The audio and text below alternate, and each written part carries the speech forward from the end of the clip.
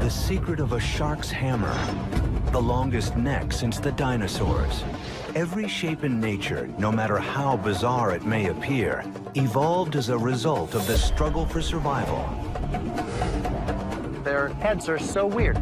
Strangest of all, unique two-legged runners that conquer the globe. Humans have a peculiar shape. No other animal has anything even approaching it. How we got in the shape we're in. Right now on Evolve.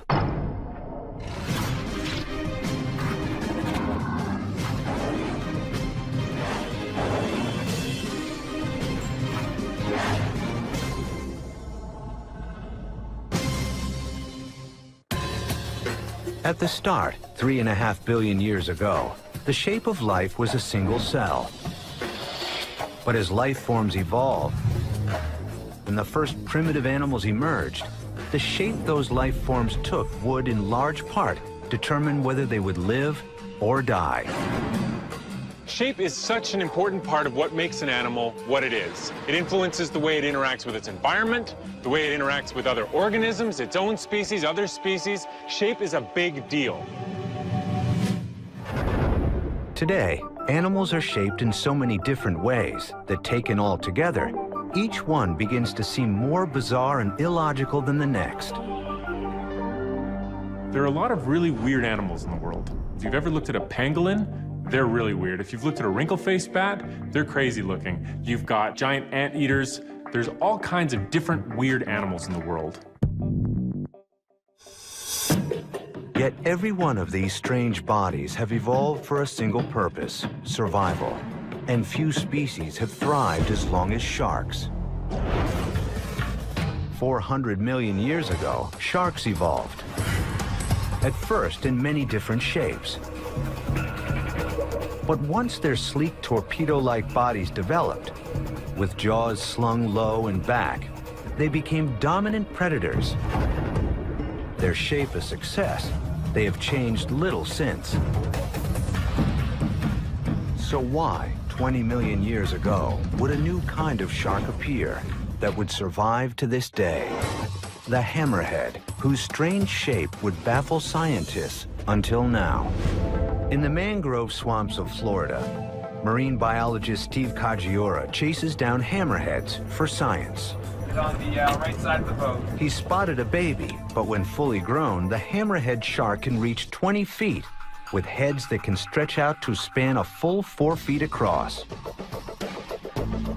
So what we have here is a bonnethead shark. This is one of the hammerhead species, and this is the hammerhead with the smallest hammer. Kajiura is catching hammerheads in the wild to test them in his lab, looking for clues to explain how these strangely shaped creatures, numbering just 3% of all sharks, could evolve and survive. The first hammerhead sharks appeared on the scene about 20 to 25 million years ago. About maybe 5% of the total evolutionary history of the sharks. So the hammerheads really are the new kids on the block. At first, biologists were at a loss to make sense of such a peculiar head. There are many theories. The hammerhead might use its skull to pin down manta rays long enough to bite them to bits. Another theory points to the hammerhead's maneuverability in tight turns, arguing it could use its head like a fighter pilot uses wings to chase down the most elusive prey.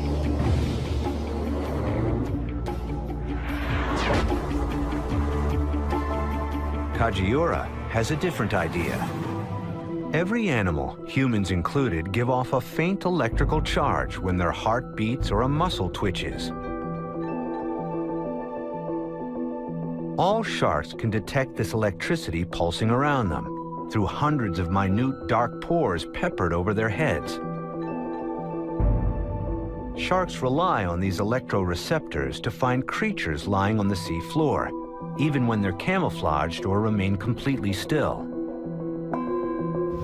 Kajiura thinks the hammerhead's odd shape might give it an advantage in hunting, a bigger radar dish that would explain why the strange shape flourished. No one's ever tested for this, until now. So we have a large tank here with a couple of bonnethead sharks and a lemon shark. What I'm going to do is take this plate, place it in the bottom of the tank, and you can see these electrode leads running from the center of these two targets. These lead up to a stimulator box on the surface, and I'm going to be able to activate one of those two electrodes and have the sharks come in and bite at them as if they were a natural prey item. Kajiura's assistant adds an irresistible aroma to the tank: prey fish. Odor brings an animal in from a distance. It enables the shark to detect, say, a bleeding fish and track it for a long distance to come in closer. When it comes to the final bite, they can never see what they're eating. The eyes are on the ends, the mouth is underneath. They have to rely on their electrosensory system to position their mouth over the prey item. With the shark's appetite up, Kajiura turns on the electronic pulse. I'm only passing 8.8 microamps of current, tiny, minute amount of stimulus, but it simulates the natural sort of electric field that a natural prey item would be producing. The current is so minute that a pair of AA batteries could keep it going for 22 years. Okay, electrode 1 is on, the electrode on the right, and so we'll see if the shark comes in to bite at that electrode. Here it comes, it's coming in. Oh, that was not the electrode that's active. It swam over that one without biting, you'll notice. And now it's coming back in, coming down, definitely searching. And there, good, look at that, good, clear, distinct biting right at the electrode, very clean. The value of the charge is just a little higher than the charge given off by a human thought. It's enough to drive the hammerhead into a frenzy.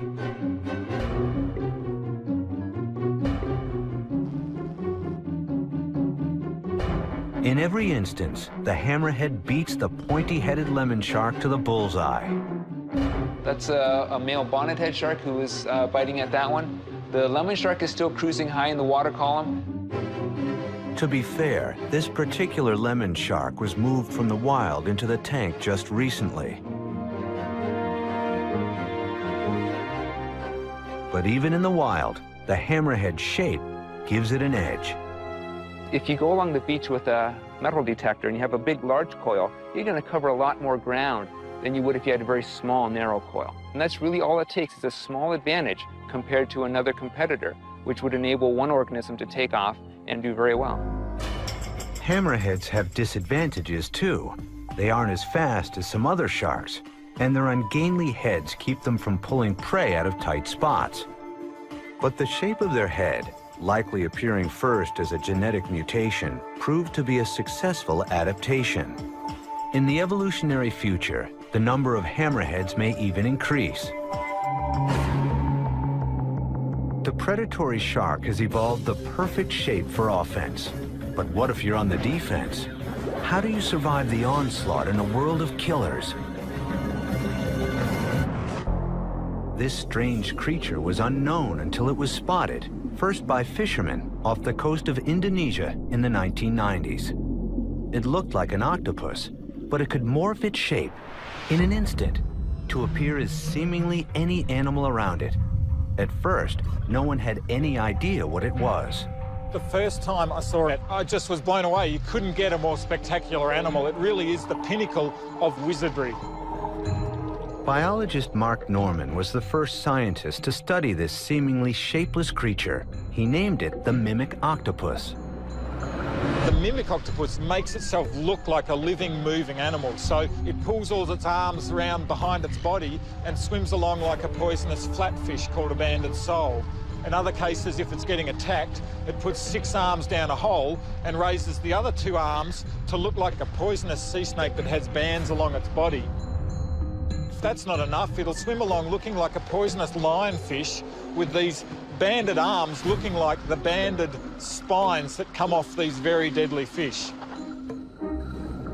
So far, 15 separate species are known to be in the mimic octopus act, and Norman is not always sure exactly what the mimic is doing. He observed this mimic scuttling along the sea bottom, looking something like a furry turkey with human legs. Sometimes it's hard when you watch a mimic octopus doing what it does to interpret what's going on. It's a bit like looking at ink spots in a psychiatrist's office going, I don't know what that is. It could be a piano, it could be a fridge. So you get 3 or 4 divers together and you'll argue all night trying to work out what we think it was mimicking. Where did nature's greatest actor come from? The answers begin 500 million years ago with the first monsters of the sea.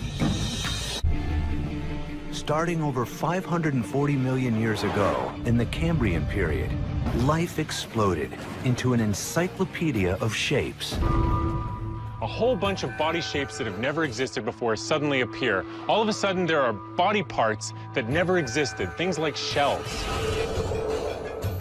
What drove the development of shells was the evolution of new and deadly predators.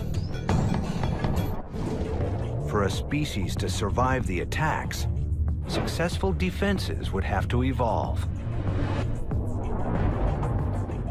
The nautilus, with its elegant ringed shell, is today's reminder of those first shelled creatures. Tough enough to discourage small predators, it could move fast enough to evade bigger hunters that might swallow it whole.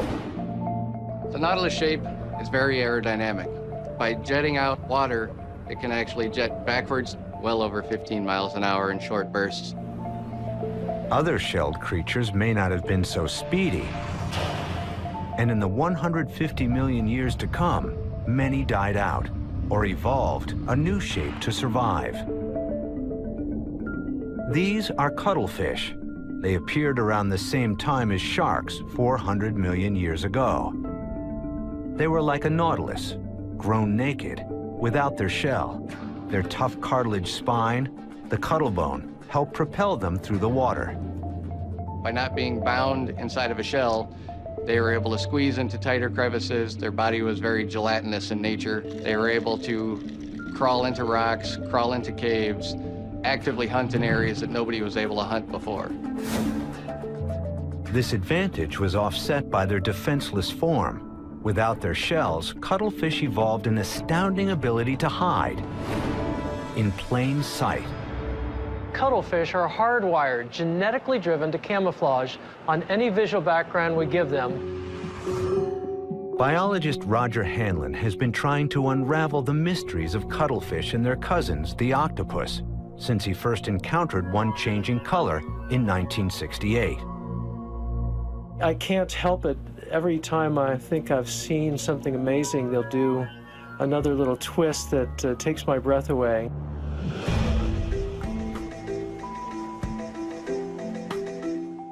Even in the lab, presented with the most unnatural background, a checkerboard, the cuttlefish can adapt.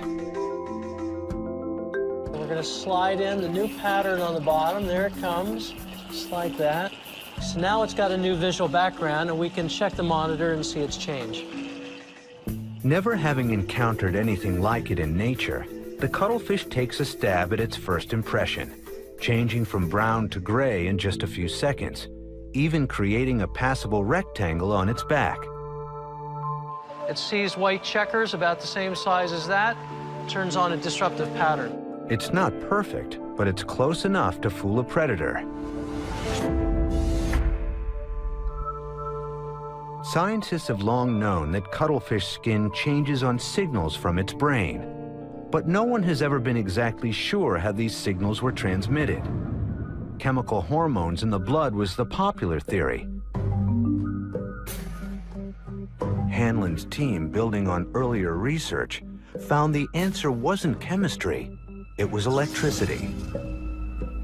The skin of the cuttlefish and all the rest of the octopus family are lined with 2 layers of color-producing cells. Chromatophores on top are pigmented red, yellow, and brown. Iridophores beneath have no color of their own, but can appear as a number of shifting, shimmering, iridescent colors, depending on the angle of light. As the cuttlefish swims, the brain reads the changing light passing through the eye, triggering electrical instructions in the nervous system. As the iridophores shift with the light, the top layer cells adjust into the right color blend to add up to a match. is quite amazing.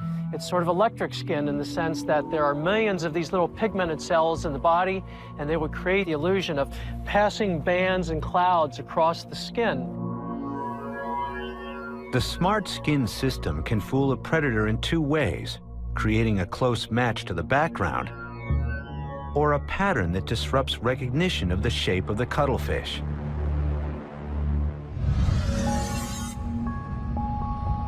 $200 million years later, another cousin of the cuttlefish also lost its shell and employed the same smart skin to hide.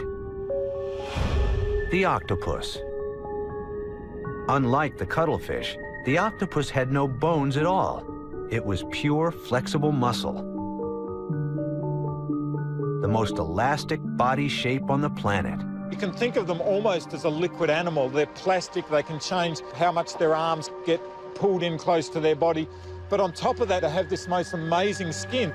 The skin can not only change colour in really fine detail, it's almost like high-definition skin, but it can also change shape, so they can push up little branches of skin or little bumps, which means it can impersonate the shapes of rubble or corals or reefs.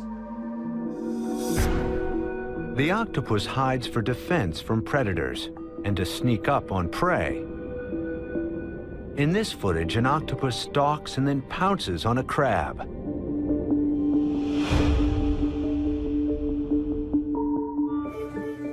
As we have seen, newly discovered Indonesian mimic octopus has added an important skill, the ability not only to blend in with the background, but to assume the shape of frightening predators.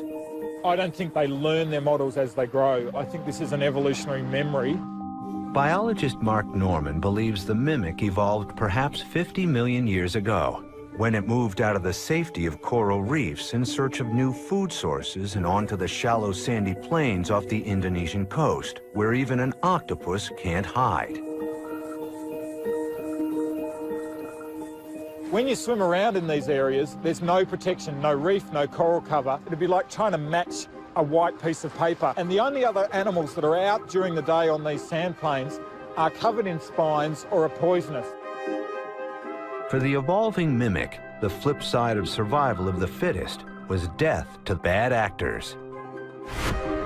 No predators will allow a bad mimic to live more than about 3 minutes. These animals have evolved into such tight mimics because they have such bad critics.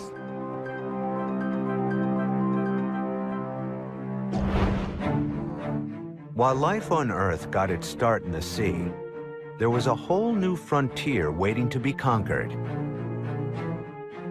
The first fish-like creatures crawled onto land around 400 million years ago. Their shapes would have to evolve if they were to have any chance to survive. Take a fish on land, and what happens? Of course, it falls over. It lies on its side. Harvard zoologist Ferris Jenkins has been digging up fossils of the first land animals for decades. They all had limbs, and the fish did not. If one evolved from the other, where was the missing link? Jenkins joined a team of paleontologists that were looking for it in a remote spot in northern Canada. After 6 years of digging, in 2004, they hit pay dirt, the fossil of a fish just beginning to evolve into a four-legged land animal.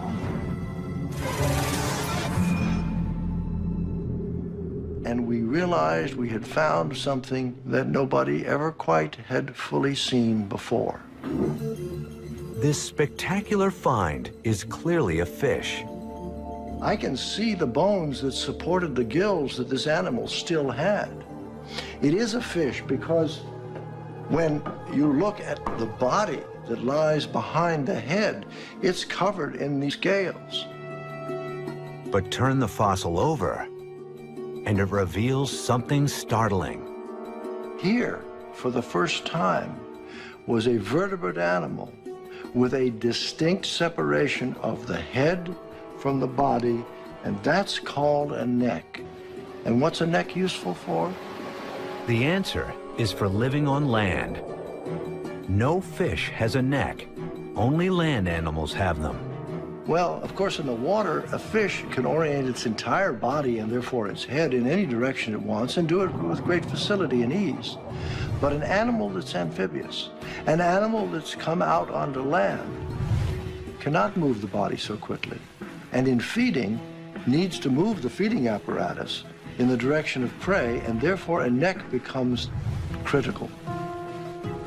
An even greater revelation lay in the creature's strange appendages, found separated from the fossil body, but perfectly preserved. Now, along the margin of the limb, there are a series of small elements called radials. There's usually about 8 of them out there. And these are beginning to look like digits, which are going to become essentially a hand. Here is the first evidence of that transformation between fin and limb. This is, indeed, a missing link. The team came up with a new name for their incredible find, tiktaalik, a local Inuit word for a large shallow water fish. Some 375 million years ago, tiktaalik crawled from the muck and forever altered the shape of life on Earth. Here was the very beginning of our own hands, feet, wrist, and neck.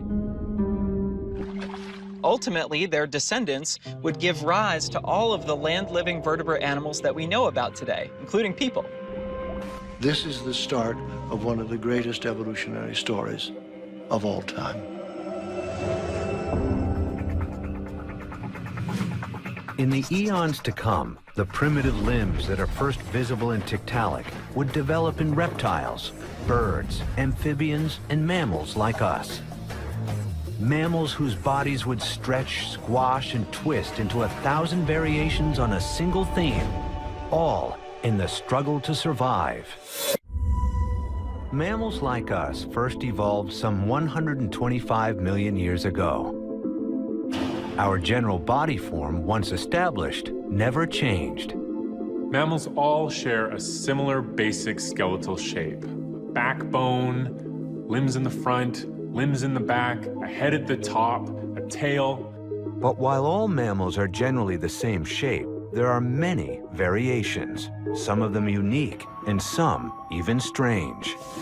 This is a star-nosed mole, named for the strange 22-point star-like organ on the tip of its face. The animal itself is very bizarre looking. When you just look at its face, you see these appendages spanning around the nostrils. Ken Catania studies the star-nosed mole at Vanderbilt University in Nashville. When you look in detail at it, the mystery only gets deeper because it looks like nothing else on the planet. You're left wondering if the star-nosed mole is from Mars or what. How did it evolve? Though the strange mole was first identified well over 100 years ago, scientists have never clearly understood its purpose. Moles are nearly blind, and the long-standing theory suggested the star organs served a similar function as the head of a hammerhead shark. A radar dish, sensing its way through tunnels and towards prey. But Ken Catania discovered the long-held theory is wrong.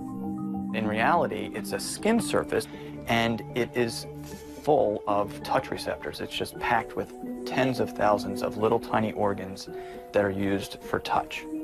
The star-nosed mole lives its entire life in a labyrinth of underground passages where the competition for food is fierce. There's actually many other species of small mammals that go through the same tunnels. With phenomenal accuracy and speed, the thousands of touch-sensitive organs on the star locate tiny food sources fast. They're actually in the Guinness Book of World Records for how quickly they can detect something and eat it. It takes them about 1/5 of a second once they touch something to grab it in their mouth, swallow it, and go on looking for something else. To get enough nutrition to survive, the star-nosed mole needs to be eating almost all the time. The star allows that to happen. But where did it come from? Skin is not preserved in the fossil record, so Catania turns to an examination of a star mole embryo, because the development of the embryo is, in part, a replay of the evolutionary past. What we actually see in the embryonic development is that these things form in place on the side of the face, and then shortly after birth, peel forward. Most creatures develop appendages, like arms, differently. Animal appendages exist on a huge diversity of different animals, and they all basically form by growing out of the body wall, successively extending out from the skin surface. The mole embryo scan suggests that millions of years ago, the mole's face developed bands of sensitive skin. Over time, the bands shifted from the side of the face to cluster together at the tip of the nose. And finally, to peel forward like a banana into the present star. This is a completely bizarre developmental sequence. You might argue that it's somewhat inefficient and poorly engineered, and those are just the kinds of things that provide some of the strongest evidence for evolution. If you start out with a blank slate and create something, you do it the most efficient way you can. But if you need to change things subtly out of existing parts, you often end up with something that works, but could have been done in a better way.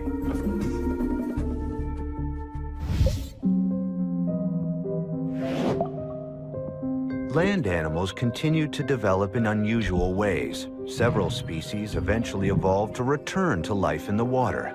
Nature's version of retrofitting.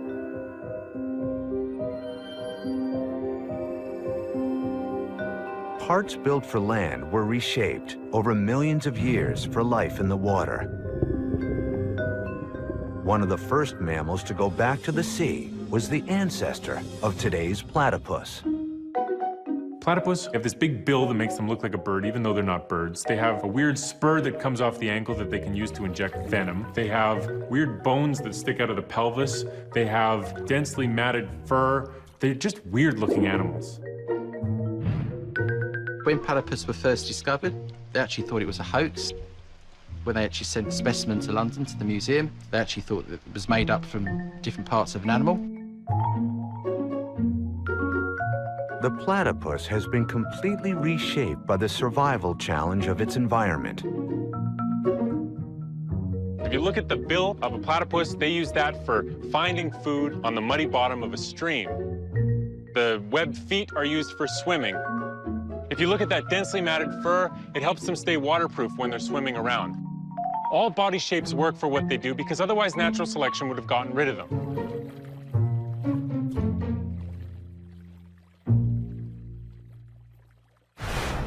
Other mammals returned to the sea more recently and transformed their shapes even more radically than the platypus. This mammal, looking like a kind of cross between a dog, a rat, and a deer, returned to the sea some 40 million years ago and totally transformed its shape. Did Captain Ahab know he was really chasing Moby Dog?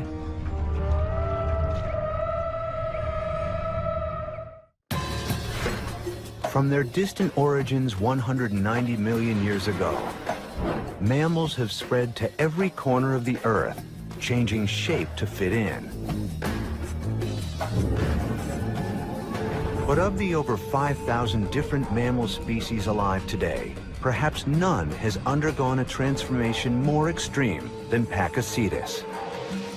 Looking something like a cross between a dog and a rat, but genetically closer to a hippo, this land mammal began a journey to a new life and a new shape 50 million years ago when it took to the sea. They had forelimbs and hind limbs, and they walked around on land. And as they moved into the aquatic environment and spent more and more time in the water, they gradually lost that need to have hind limbs and forelimbs. The forelimbs were developed into flippers, and the hind limbs were lost. The result, millions of years in the making, was the whale. Grown huge in its buoyant ocean home, but still retaining its mammalian roots. Whales today remain warm-blooded mammals, breathing air into lungs, feeding young milk from giant mammary glands, and even growing hair. This skeleton of an 87-foot blue whale clearly reveals the remnants, 50 million years later, of Pakicetus's paw, with digit bones now collapsed into a fin, like a hand in a mitten.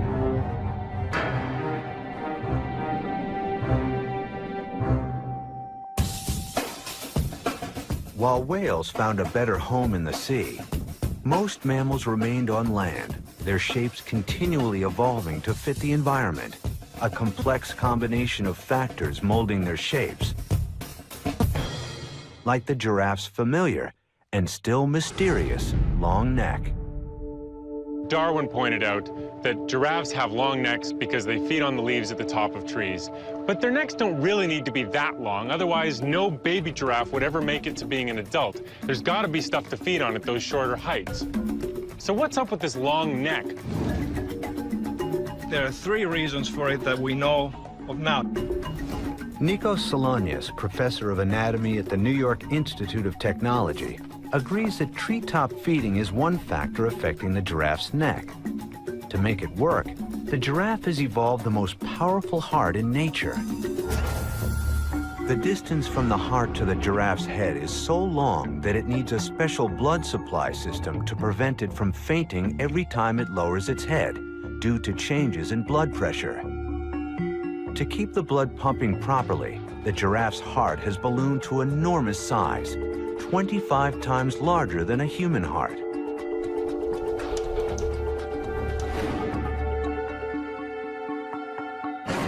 In 2001, scientists discovered a second advantage influencing the giraffe's long neck: communication. In a gesture called the head throw, giraffes often will lean back and hold their position. The head throw is accompanied by vocalizations too low for humans to hear, infrasound, also used by elephants and rhinoceros. And you can tell the other giraffe is listening because they turn their head around or they move their ears. Solonius argues that long necks may have evolved 8 million years ago when their habitats were crowded. Those days, in the forest and the savanna, there were 3 or 4 times more species of animals than there are today. For example, there were 6, 7 species of zebras instead of 1. There were 7, 8 species of rhinoceroses instead of 1. And there were a lot of antelopes around. So it was a very noisy time. High above the din, giraffes took advantage of their evolving personal cell phone towers to get a clear, interference-free signal. And there's a third factor. Giraffes use their heads as weapons.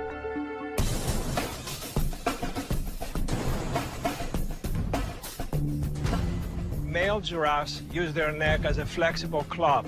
They swing their necks around and pass each other real hard to establish territories, and the winner has the more females.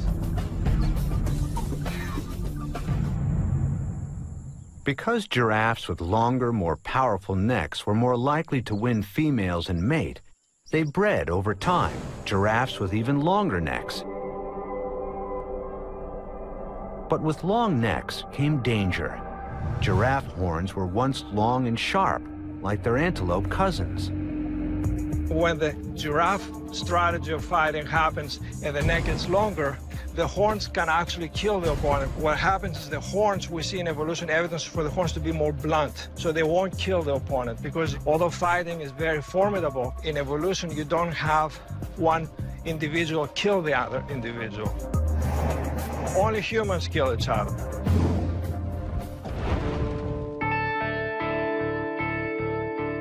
From the point of view of evolution, sex, attracting a mate and reproducing, is the entire point of life. The need for male display for the attraction of females has caused the evolution of an amazing variety of shapes. Some, like the peacock, seem beautiful. For others, it's harder to see the appeal. This is the stalk-eyed fly. Though these may look like antennae, they are actually the head of the insect. Their brains fill out the stalk, and their eyes rest on top. You wouldn't imagine these on this planet unless you saw them, because their heads are so weird. Biologist Gerald Wilkinson sees insects as evolution's open book. Insects are great systems for exploring shape and evolution because they to become an incredible variety of shapes with structures coming off of their heads weird horns coming out of their bodies. In his University of Maryland lab, Wilkinson breeds thousands of stalk-eyed flies. The size of male stalks vary, and Wilkinson discovered size matters. Females generation after generation prefer to mate with the longer stalk males.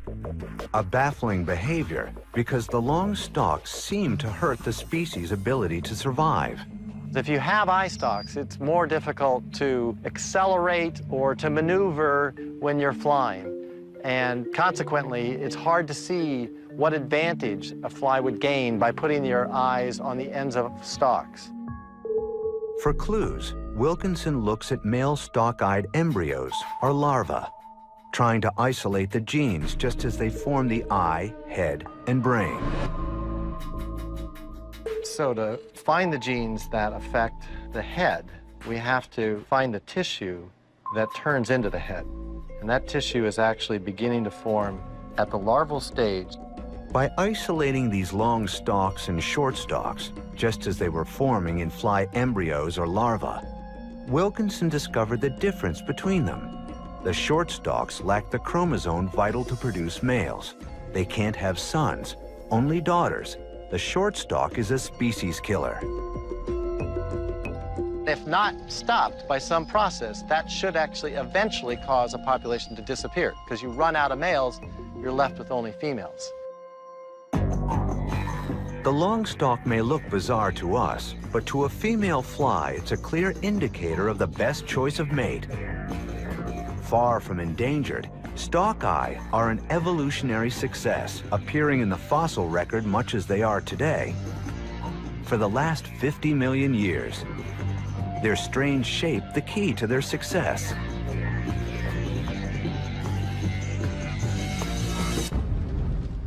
Over thousands and millions of years, animal shapes rise and fall.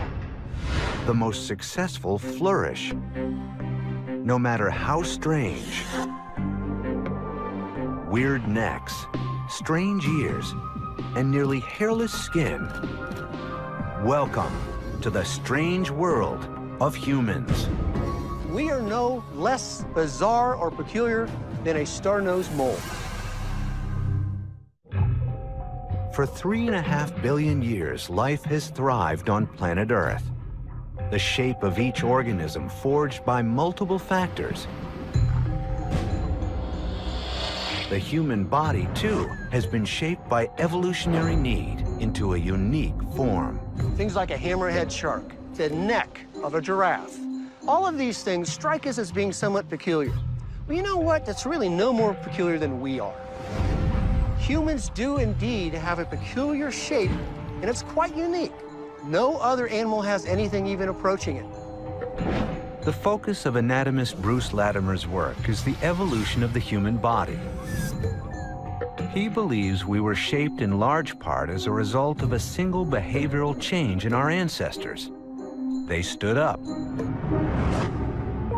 We've been walking upright for at least, I would say, 4.5 to 5 million years.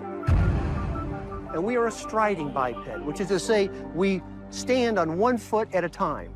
That's a very different way to get around, and as far as we know, no mammal, save ourselves and our immediate ancestors, has ever even tried to experiment with this kind of locomotion. Latimer believes that pre-humans stood in order to free their hands so they could carry food and make it easier to nurture their young. He believes that free hands led to the development of tools, which led to cooked foods, which led to better nutrients and a larger brain. This would enable us to spread across the world, all from just standing up, a change that shaped our body, starting with the spine. This is a female gorilla. You'll notice that that spine is essentially straight. To accommodate the biomechanics of walking, the spine transformed over millions of years into a winding set of 4 curves. In your lower back, no other mammal has a lumbar lordosis. The reason we did that is because we couldn't block the birth canal.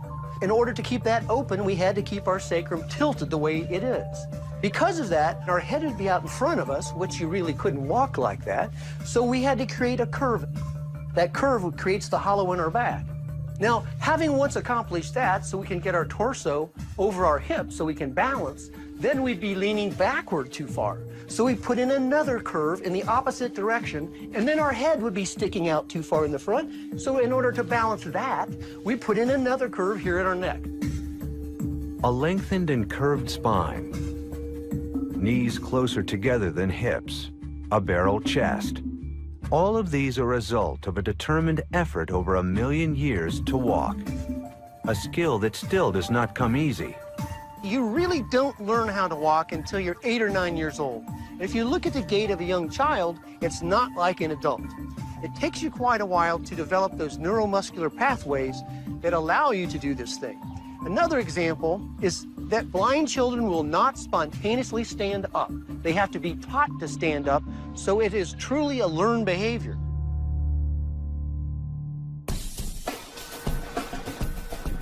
Scientists are still trying to understand the basics of what most of us take for granted. Since 1990, scientists and engineers in a robotics lab at the Free University of Brussels in Belgium have been trying to create a robot with human proportions that can walk freely. Our human body is an incredible complex machine. We have over 600 muscles, and we do not completely understand how we walk and run. So therefore we can build robots with less complexity to try to understand. The result? We had a lot of problems when often the robot fails to work. The feet are quite small, so the robot always risks to fall over. While man's quest to walk upright has influenced the shape of our body, some other creatures also decided to walk on 2 legs. Dinosaurs, like T-Rex, also evolved to move on 2 legs. And today, the dinosaurs' descendants, land-based birds, do the same. Capable of speeds up to 65 miles an hour, the flightless and bipedal ostrich, the fastest running bird, can outrun predators like lions on its powerful long legs. And flamingos feed in swampy waters on 2 legs, keeping their feathers dry. Among mammals, though, humans have another biped companion, the kangaroo. Kangaroos are shaped in a really sort of a weird way. They have these big, strong hind limbs and these short little Tyrannosaurus Rex-like forelimbs and a big, huge tail. And when they're moving slowly, they do something called pentapedal locomotion, where they walk on their forelimbs and their hind limbs and their tail at the same time. But then when they want to go fast, they just pick their hind limbs up and they jump, they bounce, using their tail to keep their center of balance while they jump around in the outback of Australia. The Australian landscape is massive, and kangaroos' big feet may have evolved to help navigate it. Kangaroos evolved about 50 million years ago from possum-like marsupials. The first kangaroo-like animals could be seen 30 million years ago, and by 25 million years ago, kangaroo evolution was well on its way. The hopping motion depends on elastic tendons in the hind legs, so moving takes up very little energy in the kangaroo. A must for survival when you have to cross huge areas of land. For kangaroos, it's all about just like, we're out of food, let's go for a walk. And then they go for 100 kilometers and get to a new patch of food. The kangaroo shape has evolved to be a perfect fit with its environment. Otherwise, it would not have survived. And while bouncing may be the most efficient way for a mammal to travel on foot, it's not likely that other species will follow the kangaroo's example.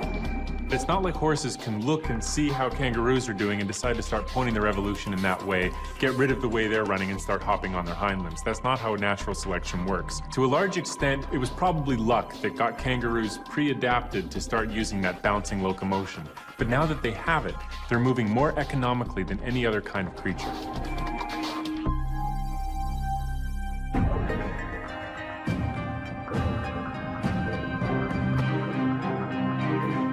From the outback to under the sea to the sky, every creature owes its unique shape to the powers of evolution, to change over millions of years. molding limbs, heads, and shells into a form that can survive. As life on Earth moves toward its 4 billionth year, the shape of things will continue to evolve.